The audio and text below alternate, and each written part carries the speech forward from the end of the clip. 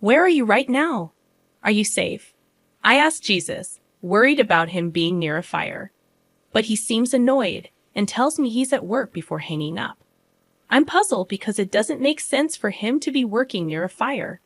When I realize he's not where he said he was, I start to suspect him of lying. I've been planning something for a while now, and it's time to put my plan into action. My name is Julia Bones, and I'm 29 years old. I work as a nurse in a hospital where I help many patients every day. I've always been good at caring for others, and I find joy in it.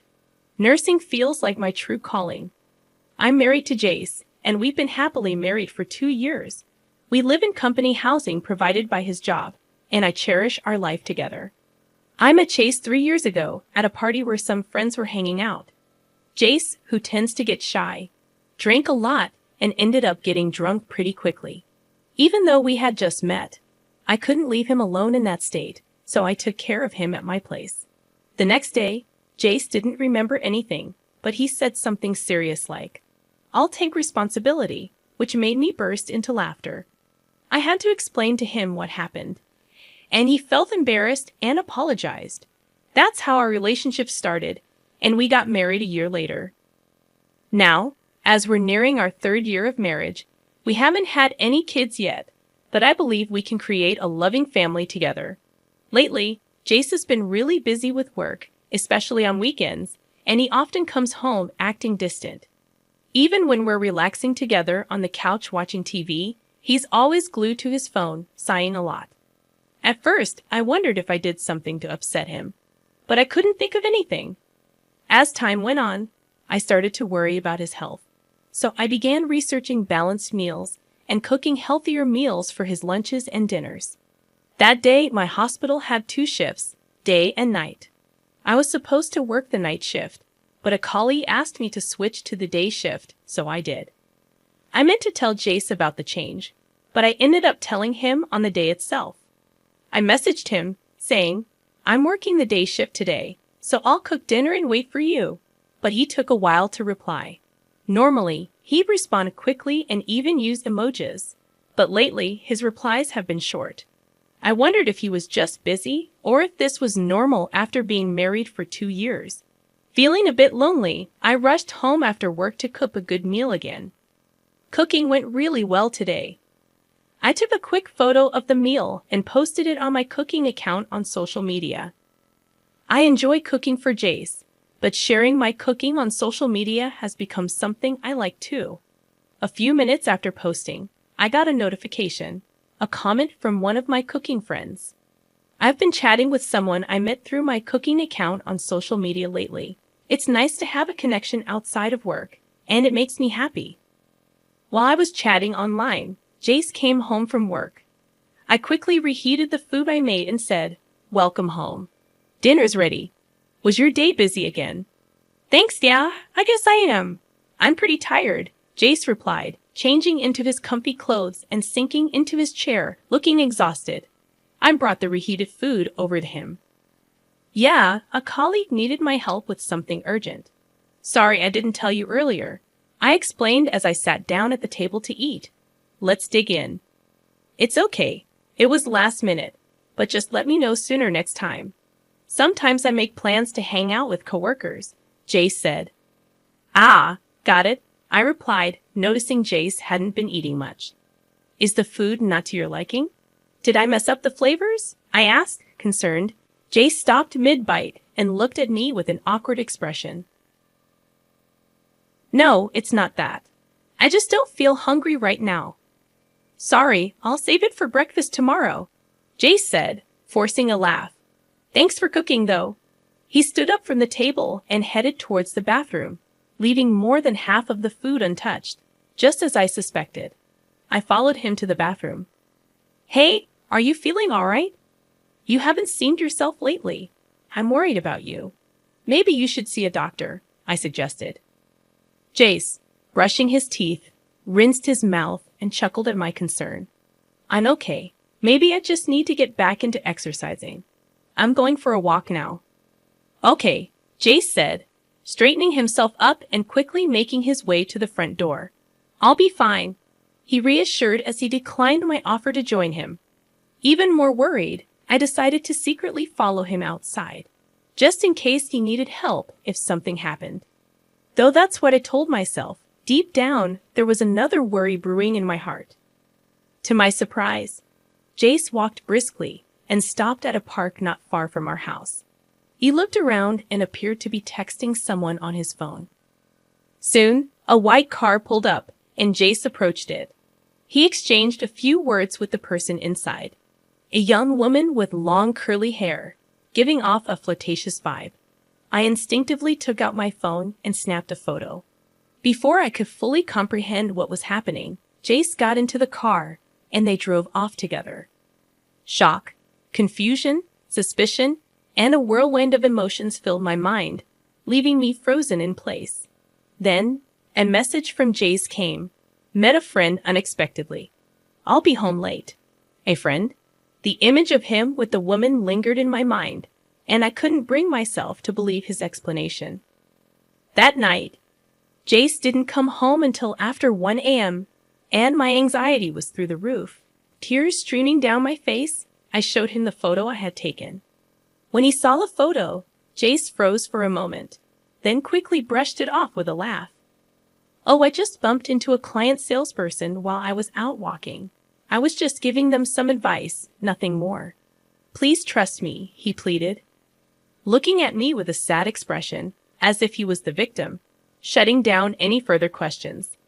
After that, Jace's work became incredibly hectic, and I found myself working overtime often when I was on the day shift. Despite our conflicting schedules, I tried to bring up the incident from before, but he always brushed it off with excuses like, I'm tired.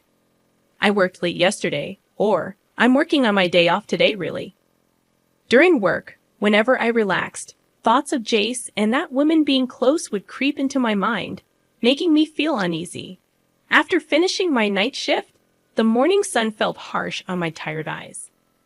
I realized I hadn't been taking care of myself lately because of all the worry and anxiety. So, I decided to stop by a cake shop that opened early in the morning and bought myself a cake. With my mood slightly lifted, I left the store and took a different route home. There were many hotels in the area, and I often saw couples who seemed to be up to something. But maybe because it was early morning, the area was quiet. As I walked carefully to avoid damaging the cake, thoughts like, I have some tea at home, maybe we can enjoy it together, crossed my mind.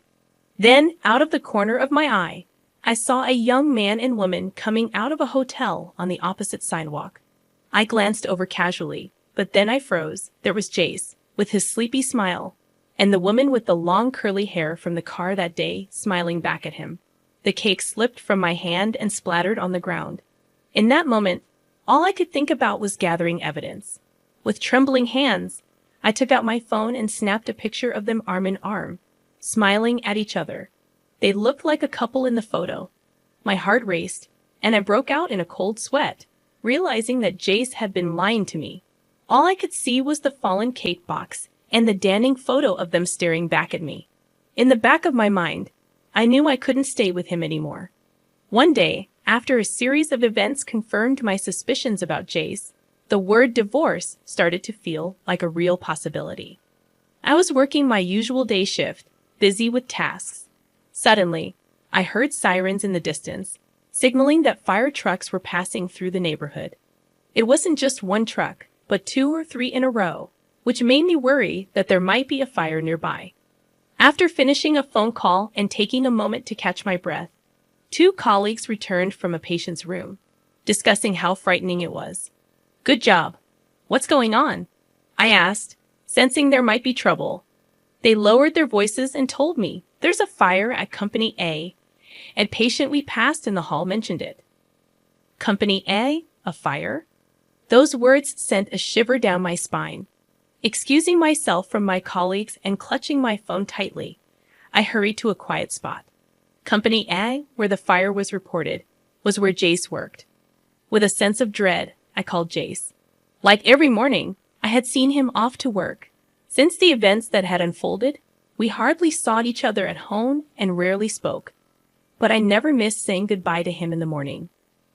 Please pick up, I whispered to myself, hoping Jace would answer. After several rings, I heard his voice on the other end, asking, "Hello? Where are you? Are you okay?" Despite my half-shouted relief, Jace sounded annoyed. "What's going on all of a sudden? I'm at work, you know. Don't call me during work hours," he grumbled before hanging up abruptly. All I heard was the end of call beep in my ear. While I was glad to know Jace wasn't in the fire, I felt a deep unease. It didn't make sense for him to be working, as if nothing was happening. His dismissive attitude towards my concern only added to my frustration. He probably wasn't at work at all. I saw him off to what I thought was his workplace, but it must have been somewhere else. Maybe all this time, without realizing it, I've been seeing him off to another woman's place. Out of the corner of my eye, I thought I saw shimmering long curly hair. With determination, I dialed a certain person's number on my clenched phone. After finishing my work safely, I rushed home and started packing up the furniture and appliances in the house. Then the doorbell rang, ding-dong. But it wasn't Jace at the door. It was a friend from college who knew about my situation with Jace and had offered to help me leave. Despite my sudden request for help moving my belongings from work, she readily agreed. "Thank you so much. I'll treat you to something next time," I said, feeling apologetic. But she just smiled and replied, "You've been through a lot, haven't you? I'm always here to help." I felt grateful for having such a good friend, a feeling that had faded recently, and my heart warmed. Together, we moved out the furniture, appliances, and clothes I had prepared into the car.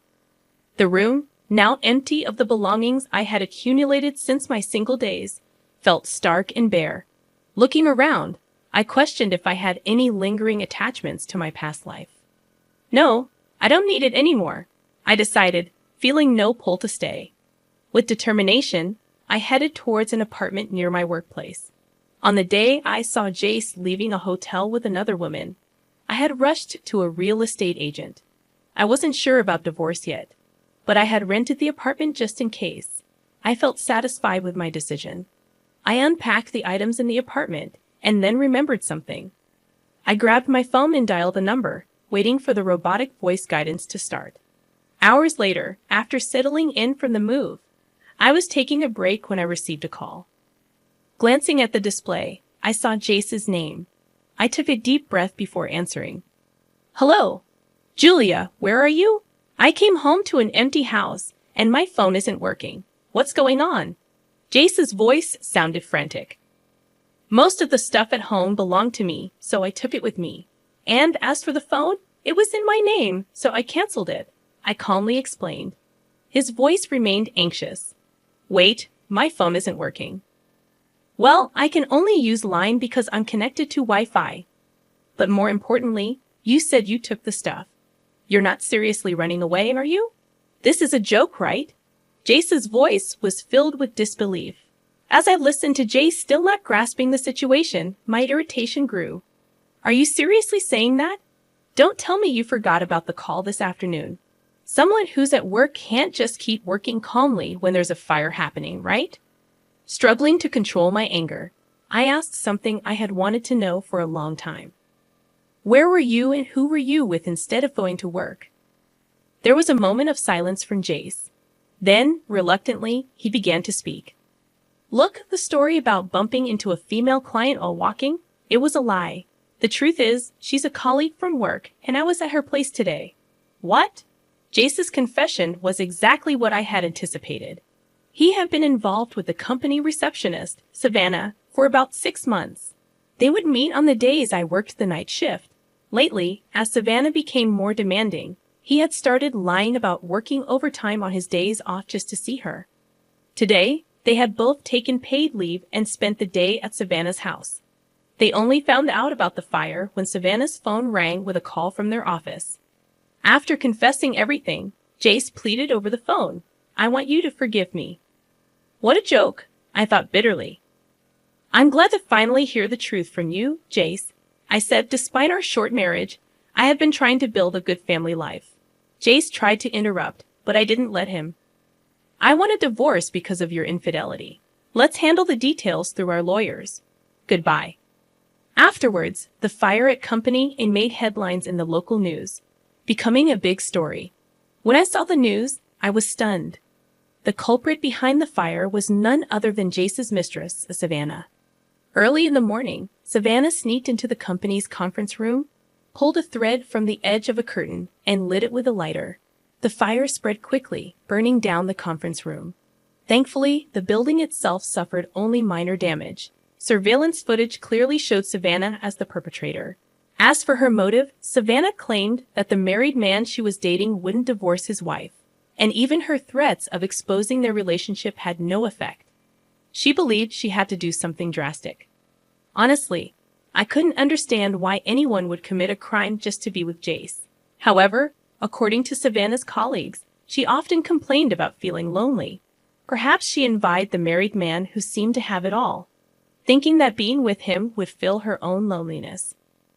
Thinking about it, I realized that feeling lonely even when you're with someone else is far more painful.